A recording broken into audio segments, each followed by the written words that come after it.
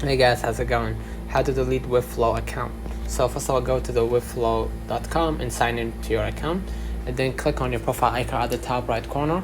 Click account settings from the drop down menu, and then click on the billing in the left side bar. Scroll down to the account deletion, and then click on the account deletion. Follow the prompts to confirm your decision.